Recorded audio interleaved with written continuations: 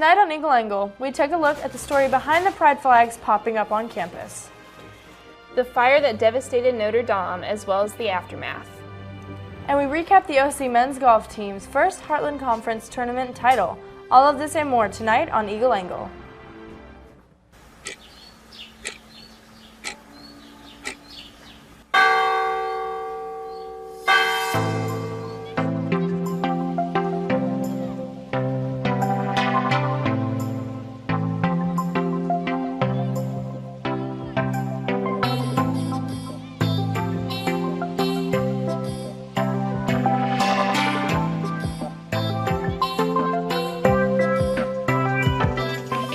Hello and welcome to Eagle Angle. I'm Kate Rampy. And I'm Mandolyn Skipworth. Eagle Angle is a student-produced newscast live from the campus of Oklahoma Christian University.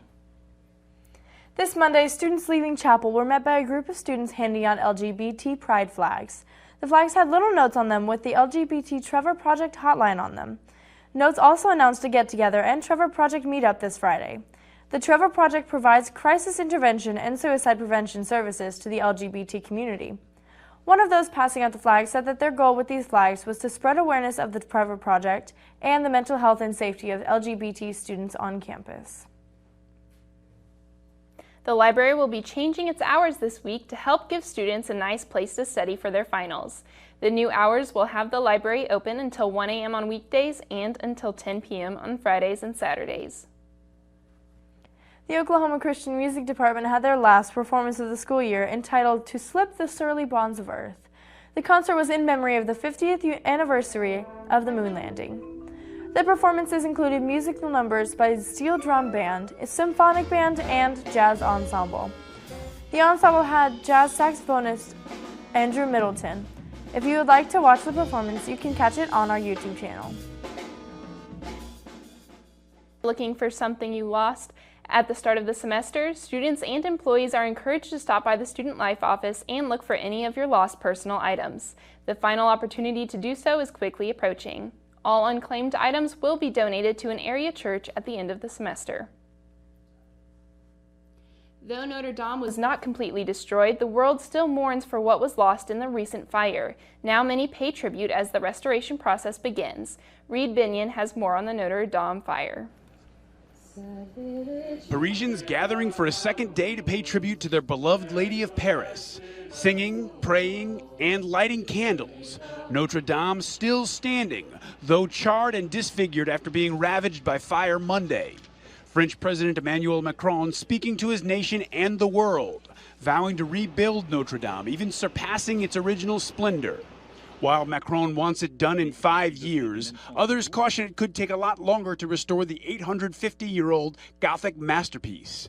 Before that effort can begin, accurate damage assessments are of critical importance, as are structural reinforcements to ensure the cathedral's integrity.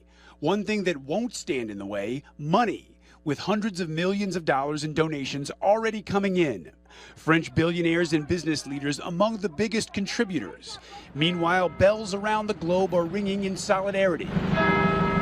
From London's Westminster Abbey all the way across the Atlantic to the University of Notre Dame, sounding its bell 50 times in honor of its centuries-old namesake. I'm Reed Binion reporting. An economic advisor for the president and possible member of the Federal Reserve Board both had negative things to say about Trump before he got elected. But that soon changed once he got elected. We go to Jake Tapper for more. Welcome, everybody. I'm Larry Kudlow. It's exactly the kind of boss bashing that any senior White House official or hopeful Federal Reserve nominee would want to be forgotten. But actually, the Republican Party is very much against what Trump wants on immigration. Well, I sure hope you're right about that, Larry, because I'm certainly against it. I think it's a crazy policy.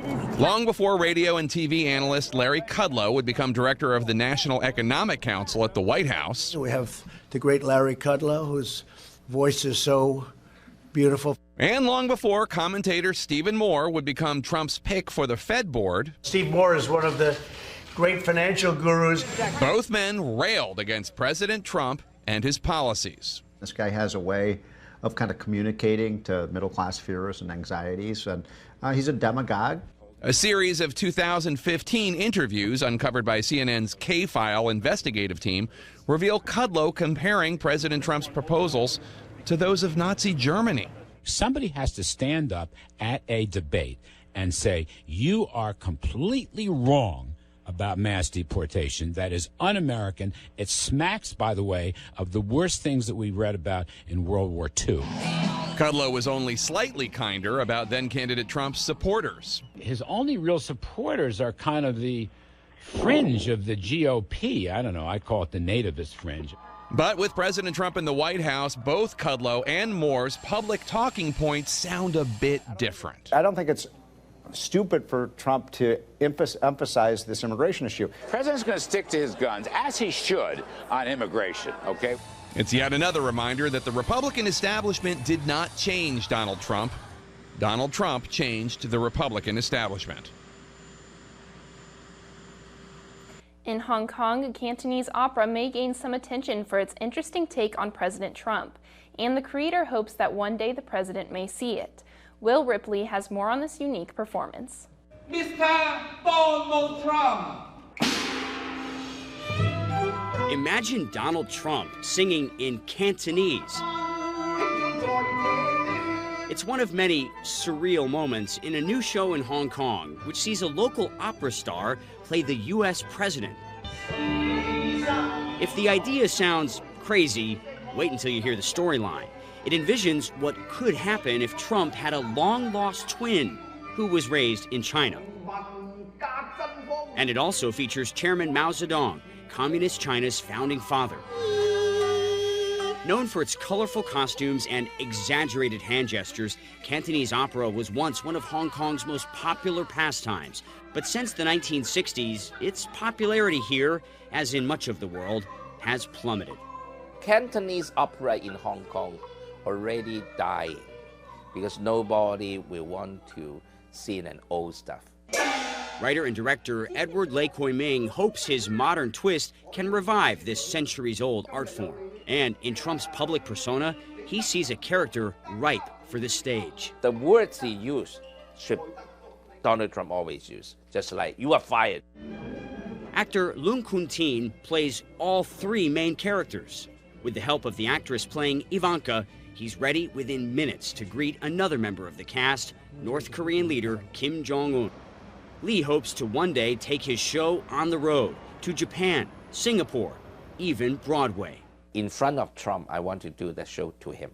As for that, well, it depends if Trump can make Cantonese opera great again. Will Ripley, CNN, Hong Kong.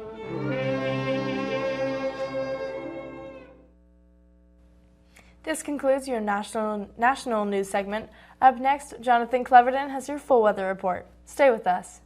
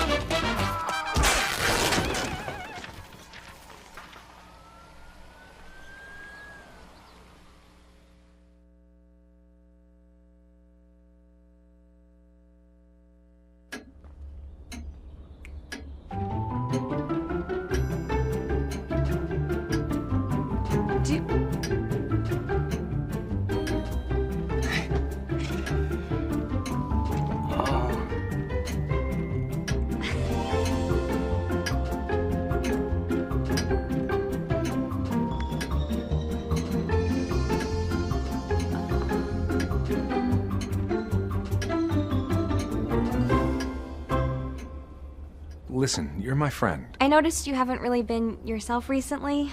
Yeah, I feel like something's up. How are you? Are you okay? Is there anything you want to talk about? I just want to know how you're feeling. And listen, even if you don't know what to say, I'm here to talk. No matter what you're going through, I just want you to know I'm here. I've got your back. When you want to talk, I'm here.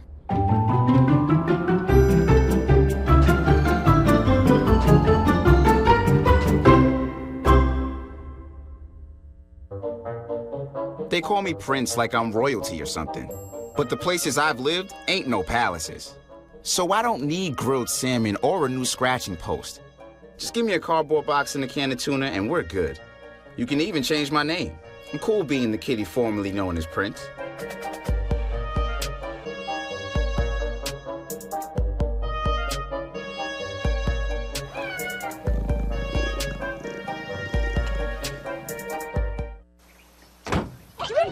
They'll test you. Try to break your will. But however loud the loudness gets, however many cheese puffs may fly, you're the driver, the one in control. Stand firm. Just wait. And move only when you hear the click that says they're buckled in for the drive. Never give up till they buckle up.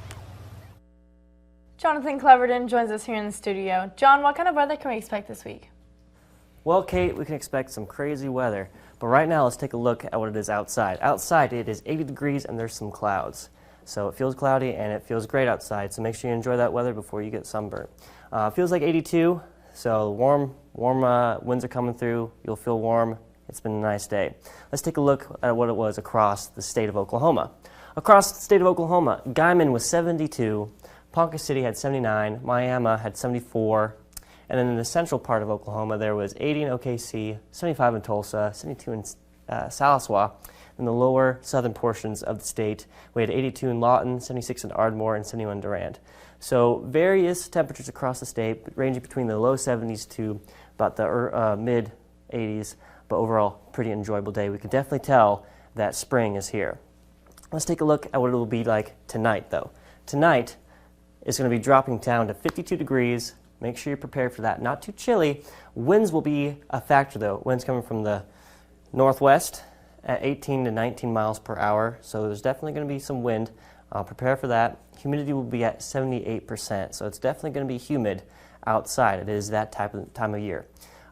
This weekend, let's be prepared for upper 60s on Fridays. So it's going to drop a little bit, and then it's going to be sunny on Saturday. Sun's going to pop out, and with that, rising temperatures throughout Saturday and Sunday. So be prepared for that. Pull out those wool tank tops, whatever you got to do, just enjoy being outside. All right, let's take a look at the 5-day forecast. 5-day forecast. Thursday, which is tomorrow, partly cloudy with wind. A high will be 69 degrees with a low of 45. Friday, sunny, high of 67. We're going to have a slight drop with a low of 48. We're going to pop back up on Saturday, like I said, sunny with a high of 79 and a low of 63. Sunday, those clouds are going to come back out. AM clouds, PM sun, though. High 79, low 57, and then to round out the week, Monday, cloudy with a high of 71 and a low of 55. So we got a range of temperatures coming, however, they're definitely going to be warm. Watch out for those thunderstorms. I know that we have an alert recently, so just be prepared for that and be mindful. But for the last time, back to you, Kate. Thank you so much, John. Coming up, we've got Brandon Spear with the full scoop in entertainment. Stay tuned.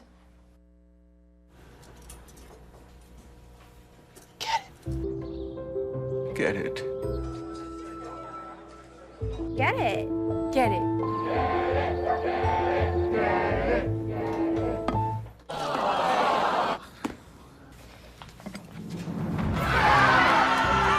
Give your town a reason to celebrate, because every Goodwill item you bring home brings job training and more to your community.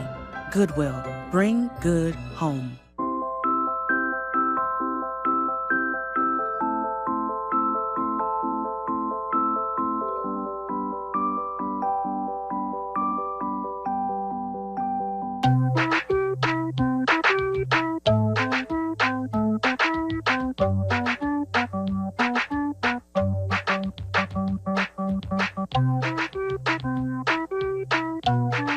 Start a story. Adopt at theshelterpetproject.org.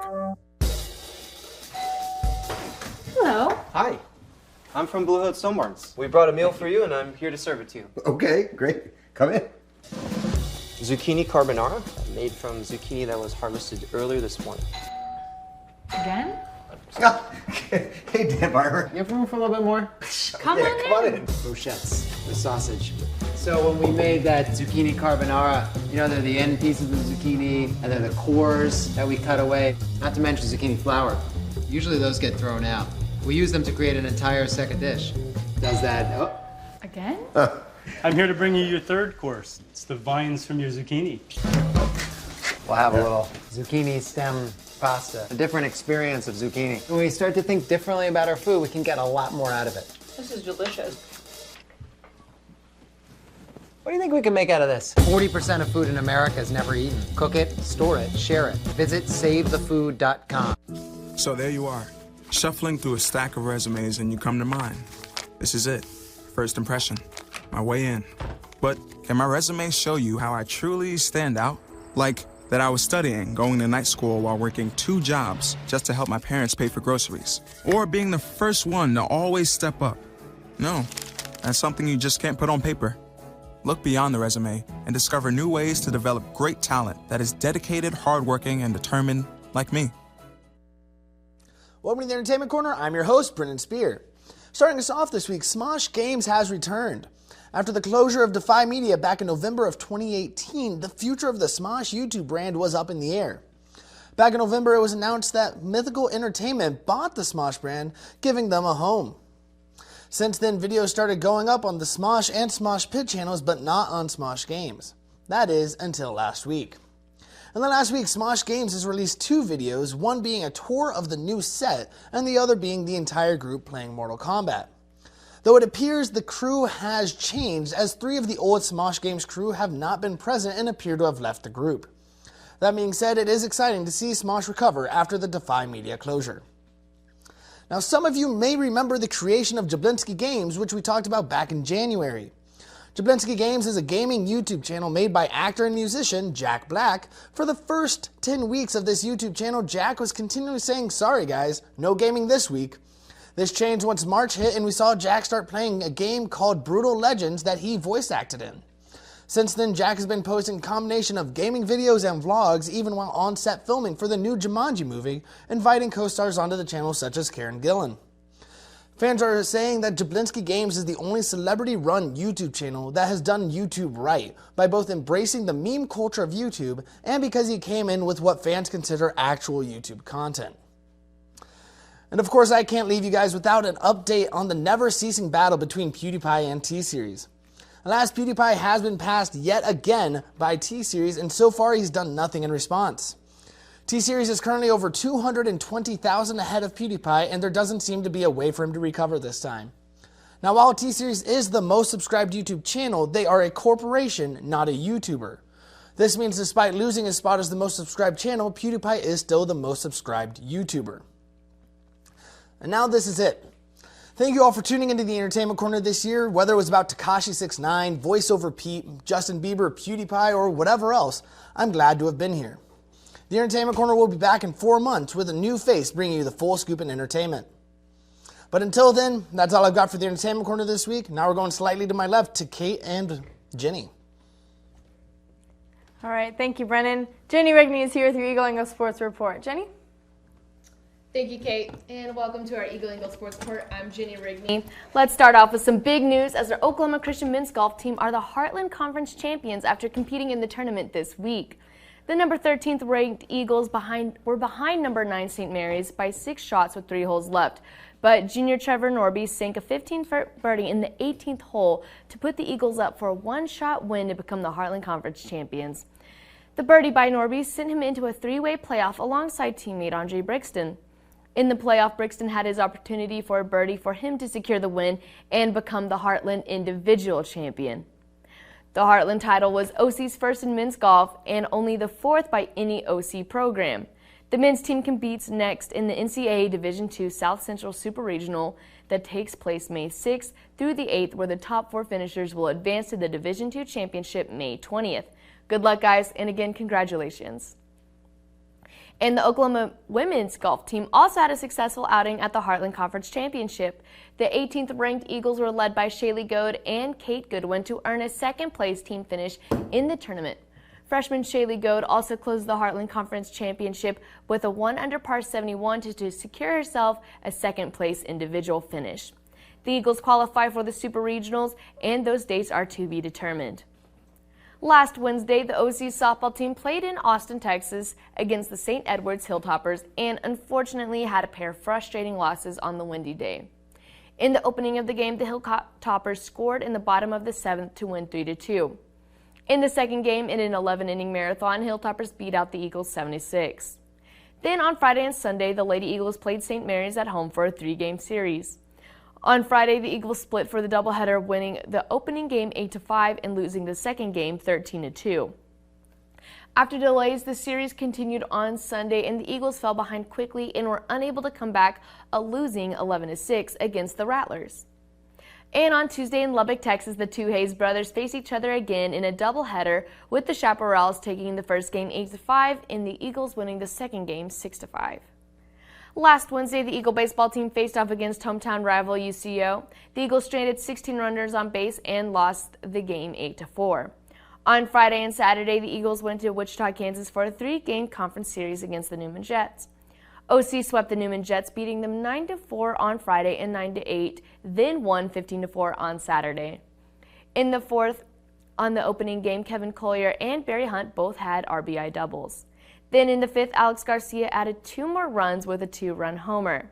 In the game 2, bottom of the 6th, the Eagles were behind 7-6, but Hunter Marquardt used his speed to advance around the bases after being walked to tie the game. Then the Eagles scored twice in the 9th to make it 9-7, and the Eagles were able to hold off the Jets after they scored 1 to win the game by 1.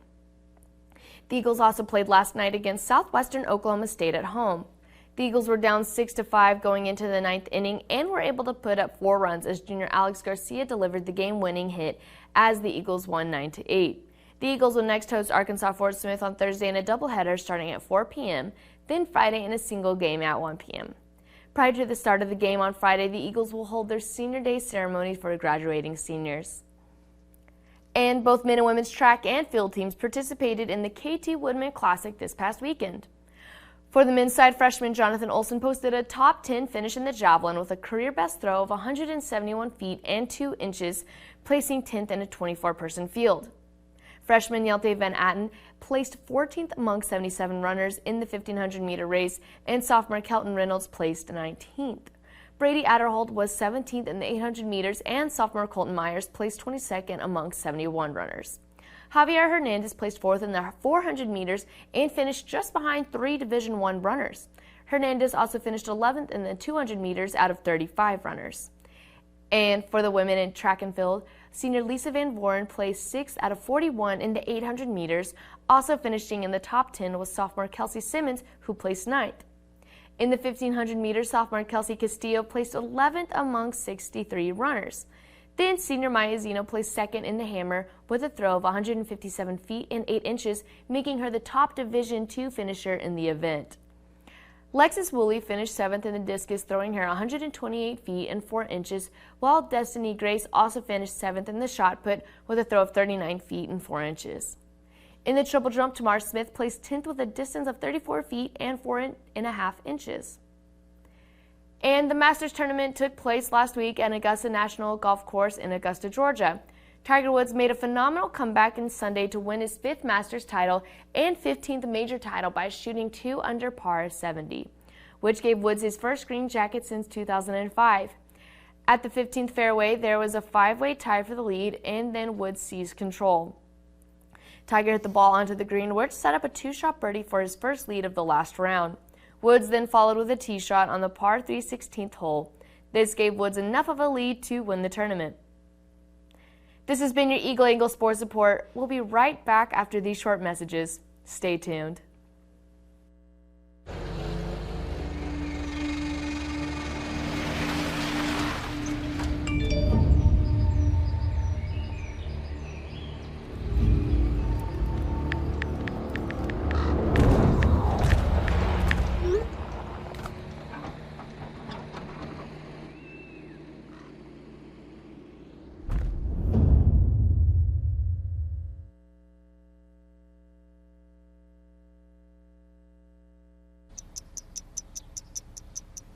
understand. I know it's not your typical resume. Okay, well... But...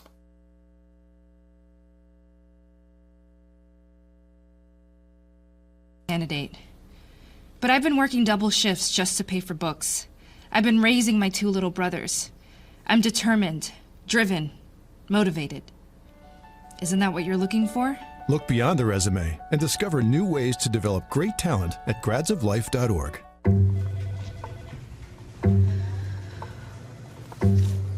Please have a seat. I'll be honest. Your resume is not what I'm used to. I know. Okay, so what would you bring to my company? What do you need? I need a hard worker. Good. I've got 2 part-time jobs and to help my parents pay the bills. I need problem-solving skills. I got through high school without a car, a phone, or a computer. No college degree, though. Not yet, but life's taught me a lot, and I'm ready for more. Well, you're not the typical kind of candidate that I hire. But you are exactly what I'm looking for.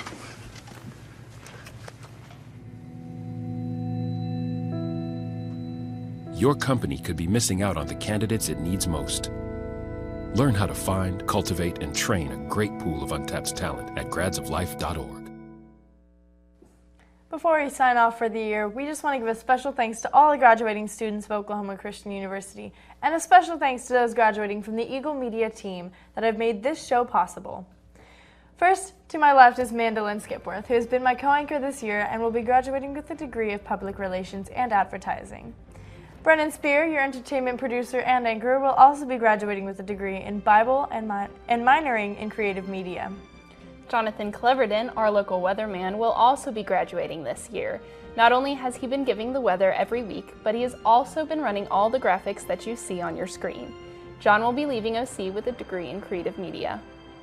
Also, a special thanks and congratulations to the graduating members who worked behind the scenes to get this show on the air. Thanks to Cooper Copeland, who stepped up this year as our sound operator while also giving us the scoop on what happened around the world this year. And he'll be graduating with a degree in Creative Media. Brendan Coons, who has been one of our sports producers, will be graduating with a degree in journalism. And Jeremy Fouts has been our server operator and local meme lord this year and will be graduating with a degree in Creative Media. And lastly, thanks to executive producer and director David Young, who will be graduating with a degree in Creative Media. Also, special thanks to our faculty sponsor, David Journey, who has helped us grow in our craft and push us to bigger things. Most of all, big thanks to all of you, the viewers. None of this would be possible without you. So for the last time, thank you for joining us here on Eagle Angle, where it's your campus, your news.